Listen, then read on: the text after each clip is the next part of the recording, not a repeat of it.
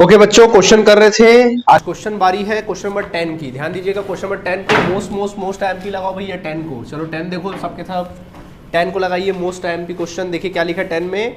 एक कंपनी ने 10 रुपये वाले 10,000 अंश, एक कंपनी ने 10 रुपये वाले कितने अंश, 10,000 अंश, 10,000 अंश 4 रुपये प्रति अंश प्रीमियम पर, 4 रुपये प्रीमियम पर, किस पे, 4 रुपये प्रीमियम पर जनता में क्या किए, निर्गमित किए। और राशि इस प्रकार दे थी। तो क्या राशि भैया, आवेदन। तो देखिए आवेदन की फीस कितनी रुपया है, तो आवेदन का फीस कितना रुपये है, 4 रुपये है। आवेदन का फीस 4 रुपये है, 1 रुपये प्रीमियम के साथ, समझ गए, 1 रुपये प्रीमियम के साथ। फिर लिखा है आवंटन का फीस 3 रुपये है। आवंटन का फीस कितना रुपये है, 3 रुपये है। और 3 रुपये वो भी कितना रुपया, 1 रुपये प्रीमियम के साथ, प्रीमियम इसके साथ भी इंक्लूडेड है, ठीक है। इसके पश्चात फिर उसके बाद लिखा है प्रथम याचना की फीस भी 4 रुपये है। प्रथम याचना की फीस कितनी है, 4 रुपये, और इसमें भी 1 रुपये क्या है, प्रीमियम क्या है, इंक्लूडेड है।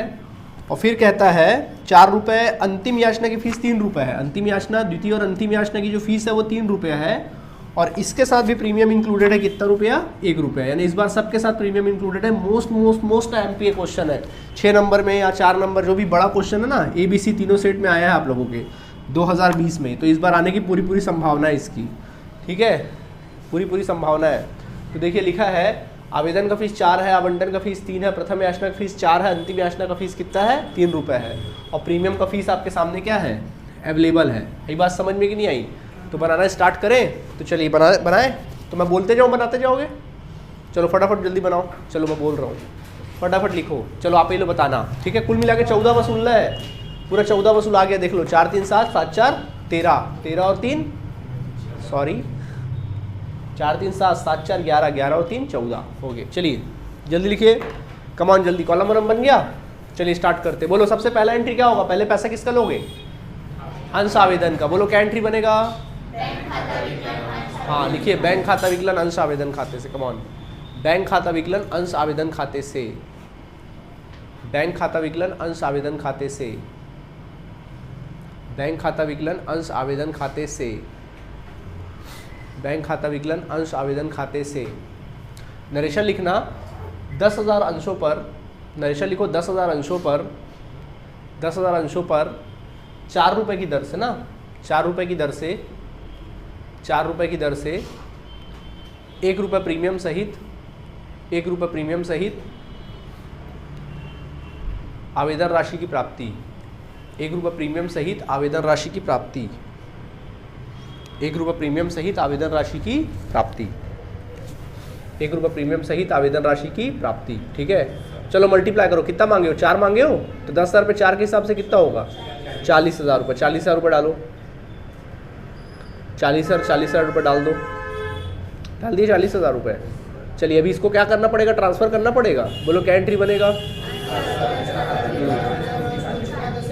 चलिए लिखिए, अंश आवेदन खाता विकलन अंश पूंजी खाते से प्रतिभूति प्रीमियम खाते से, अंश आवेदन खाता विकलन अंश पूंजी खाते से, अंश आवेदन खाता विकलन अंश पूंजी खाते से प्रतिभूति प्रीमियम खाते से, अंश आवेदन खाता विकलन अंश पूंजी खाते से प्रतिभूति प्रीमियम खाते से, प्रतिभूति प्रीमियम खाते से, ठीक है। नरेशन लिखिएगा, नरेशन लिखना अंश आवेदन खाते का अंश पूंजी खाते और प्रीमियम खाते में हस्तांतरण, अंश आवेदन खाते का, जल्दी ध्यान चलाओ, अंश आवेदन खाते का, अंश आवेदन खाते का अंश पूंजी खाते, अंश आवेदन खाते का अंश पूंजी खाते और प्रतिभूति प्रीमियम खाते में हस्तांतरण, प्रतिभूति प्रीमियम खाते में हस्तांतरण, अंश आवेदन खाते का अंश पूंजी खाते और प्रतिभूति प्रीमियम खाते में हस्तांतरण। समझ में आ गया। अमाउंट फिल करोगे तो अंश आवेदन खाता समाकलन कितने से हुआ था, 40,000 से, तो विकलन भी करो, चलो 40,000 से, 40,000 से विकलन कर डालो, कर दिए। और अब सुनो, अंश पूंजी में कितना पैसा जाएगा, 4 रुपये में 1 रुपये तो प्रीमियम का है, तो पूंजी का कितना हुआ, 3 रुपये। चलो 3 रुपये के रेट से करो, 10,000 गुणित 3 करो, 10,000 गुणित 3 30,000 रुपया, और प्रीमियम का कितना रुपया, 1 रुपया, तो 10,000 रुपया। समझ गए, 30,000 और 10,000, ठीक है, 30,000 और 10,000 हो गया। कोई परेशानी। अब बच्चों हम लोग किसका एंट्री करेंगे, आवंटन मांगोगे, बोलो क्या एंट्री करोगे, मांगोगे तो, और बस हो गया, इतना ही है। प्रीमियम भी तो है, तो क्या है, प्रतिभूति प्रीमियम खाते, सब एक साथ बोलो यार, मजा नहीं आ रहा है। बोलो।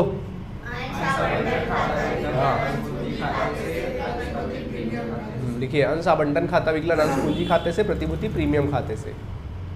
अंश आवंटन खाता विकलन अंश पूंजी खाते से, अंश आवंटन खाता विकलन अंश पूंजी खाते से प्रतिभूति प्रीमियम खाते से, प्रतिभूति प्रीमियम खाते से। नरेशन लिखना 10,000 अंशों पर, नरेशन लिखो 10,000 अंशों पर 4 रुपये की दर से, 10,000 अंशों पर 4 रुपये की दर से, 10,000 अंशों पर 4 रुपये की दर से, 4 रुपये की दर से 1 रुपये प्रीमियम सहित, 1 रुपये प्रीमियम सहित आवंटन की मांग, 1 रुपये प्रीमियम सहित आवंटन की मांग। 10,000 अंशों पर 4 रुपये की दर से 1 रुपये प्रीमियम सहित आवंटन की मांग। लिख लिए।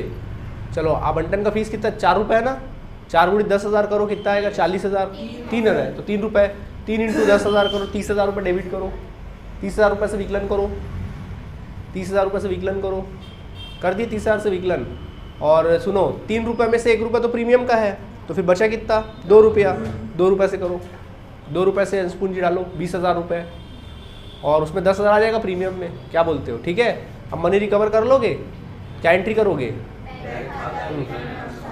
हाँ लिखो, बैंक खाता विकलन अंश आवंटन खाते से, बैंक खाता विकलन अंश आवंटन खाते से। एकदम साफ सुथरा सीधा सीधा क्वेश्चन है ना, डरने की जरूरत नहीं है।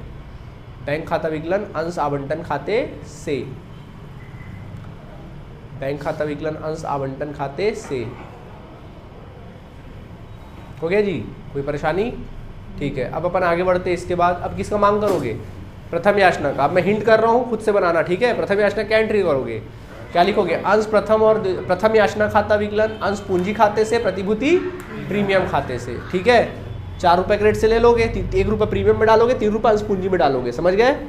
मनी रिकवर करोगे, बैंक खाता विकलन प्रथम अंश याचना खाते से, और अंतिम याचना का क्या एंट्री करोगे, अंतिम याचना मांगोगे, सेम वही चीज, बोलो एक बार एंट्री, अंश अंतिम द्वितीय और अंतिम याचना खाता विकलन अंश पूंजी खाते से प्रतिभूति प्रीमियम खाते से। अमाउंट फिल कर लोगे और फिर मनी रिकवर करोगे, बैंक खाता विकलन अंश द्वितीय और अंतिम याचना खाते से, पूरा 3 रुपये क्रेडिट से कर लोगे। समझ में आ गया, सेम एंट्री बनेगा, तुरंत बना लो। चलो फिर नेक्स्ट क्वेश्चन देखते हैं। ओके बच्चे, ध्यान देंगे सभी। देखिए अभी क्वेश्चन नंबर 13 है, समझो 13 को समझा दे रहा हूँ, देख लो। जय एंड कंपनी ने 10,000 समतांश 10 रुपये वाले जनता में निर्गमित किए। जय एंड कंपनी है, उसने 10,000 समतांश, 10,000 कौन से अंश, समतांश 10 रुपये वाले, ठीक है, 10 रुपये वाले जनता में क्या किए, निर्गमित किए। राशि इस प्रकार दी थी, 20% आवेदन पर, 20 रुपये किस पर, आवेदन पर। उसके पश्चात लिखा है 40% आवंटन पर, 40% किस पर, आवंटन पर। और शेष प्रथम और अंतिम याचना पर, शेष किस पे, प्रथम व अंतिम याचना पर, शेष जो है प्रथम और अंतिम याचना पर। तो बताओ यार, शेष 20%, 40%, तो बचा भाग कितना, टोटल परसेंट 100 का होता है ना, 100 में 20 हो गया, 40 हो गया, तो बचा कितना, 40%। तो इस बार परसेंट के फॉर्म में दिया, इसका मतलब ये हुआ कि आपको रुपए, 10 रुपये है ना, 10 रुपये का परसेंट निकालना पड़ेगा। तो 10 रुपये का 20% कितना है, 2 रुपया, यानी आवेदन की फीस रही होगी 2 रुपया, ठीक है। आवंटन का 40% यानी कि कितना, 4 रुपया, निकाल लो 10 का 40%, ठीक है। और प्रथम याचना का 40% यानी कितना रुपया, 4 रुपया, कुल मिला के ये। तो देख के डरना मत, परसेंट अगर दे दिया तो। अब बना लोगे कि नहीं बना लोगे, सभी राशि यथासमय प्राप्त हो गई, कोई बात है नहीं, कोई गुंजाइश है नहीं। समझ में आया कि नहीं आया। अब बच्चों अगला देखो फिर क्या लिखा है, आगे देखें क्या लिखा हुआ है। कहता है अब क्वेश्चन नंबर 14 देखो, मोस्ट आईएमपी लगाओ 14 को, ठीक है। देखो 2011 में तीनों सेट में आया था, 2011 में तीनों सेट में आया है, बाकी इसके अलावा 2008-9 में आया है। तो इसको तो आपको बनाना है, अगर इसको बना लिए तो हमारा ये टॉपिक क्या हो जाएगा, पूरा खत्म हो जाएगा, ठीक है। चलो बनवाते हैं इसको आपको। देखो क्या लिखा है, एक लिमिटेड कंपनी ने 10 रुपये वाले, एक लिमिटेड कंपनी ने 10 रुपये वाले 10,000 अंश जनता में निर्गमित किए, 10,000 अंश जनता में क्या किए, निर्गमित किए।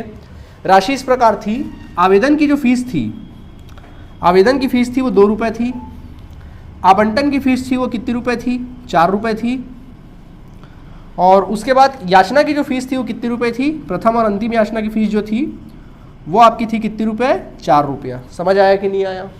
कुल 12,500 अंशों के लिए आवेदन प्राप्त हुए, कुल 12,500 अंशों के लिए क्या हुए, आवेदन प्राप्त हुए, ठीक है। आवेदन जो आया पूरे 12,500 अंशों के लिए आवेदन आया।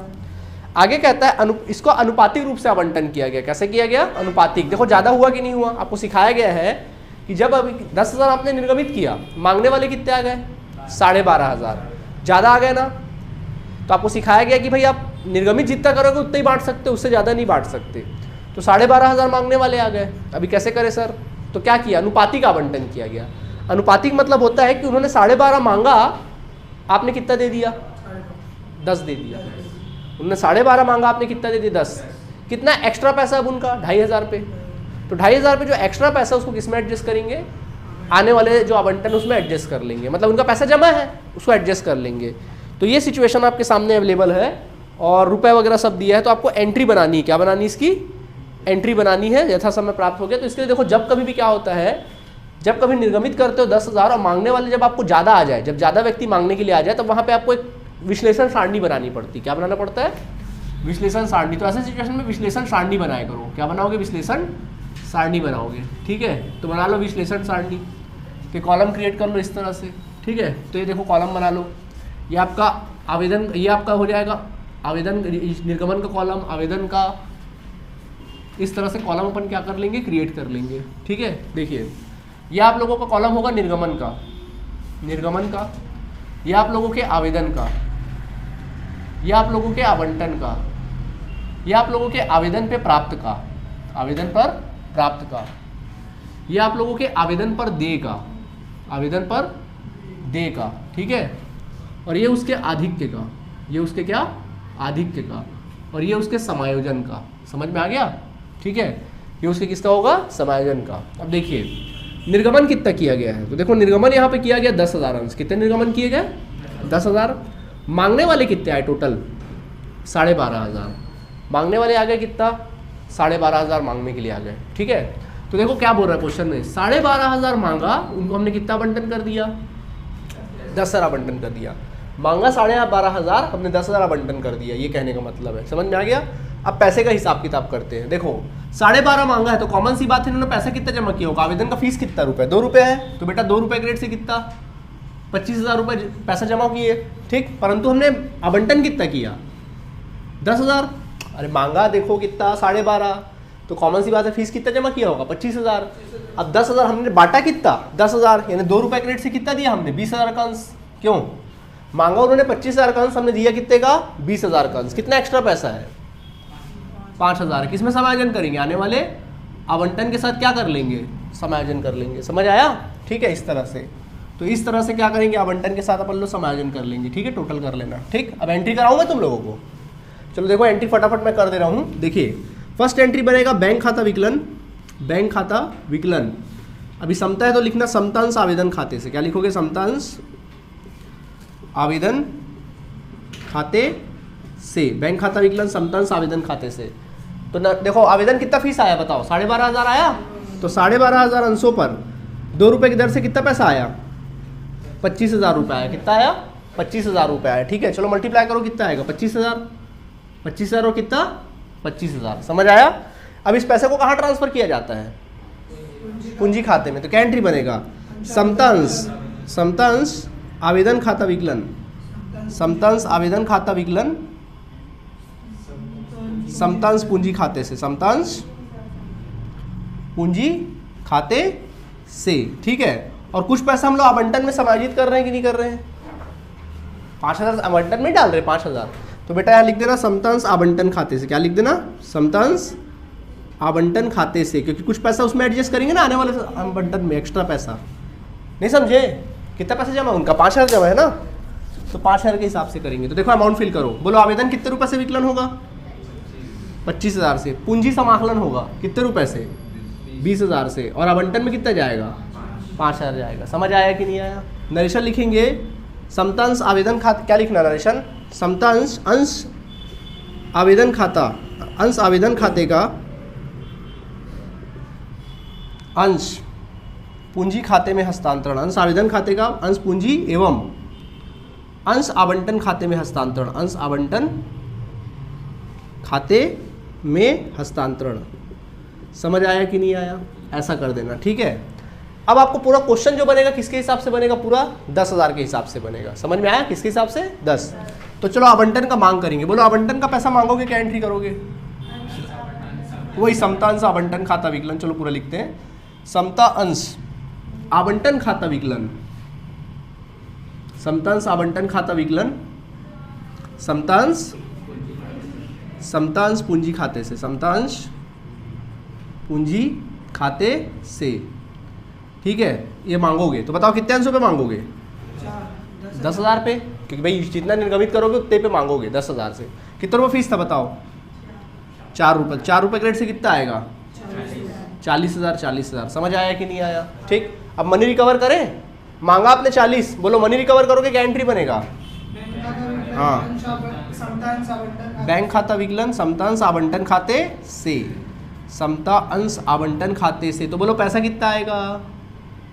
40 आपने मांगा, 5,000 तो पहले से जमा था, तो बेटा पैसा आया कितना होगा? 35,000। और 35,000 पैसा क्या हुआ होगा? आया रहा होगा। समझ आया कि नहीं आया? ये कहने का मतलब है। फिर फाइनली प्रथम याचना को तो जान ही रहे हो, क्या करोगे प्रथम याचना में? हो गया सब खत्म। प्रथम याचना मांगो, क्या एंट्री करोगे? समतांश प्रथम व अंतिम याचना खाता विकलन, अंतिम याचना खाता विकलन। ठीक है, किससे? समतांश पूंजी खाते से, समतांश पूंजी खाते से, पूंजी खाते से। क्या हुआ? ठीक है, समतांश कौन से खाते से? तो कितना फीस? 10,000 था अंश। 10,000 में कितना पर रुपये है? 4 रुपये है, तो 4 रुपये क्रेडिट से कितना? 40,000। अब कुछ जमा तो नहीं था ना, तो मनी रिकवर भी कितना करोगे? 40,000। बोलो क्या एंट्री बनेगा?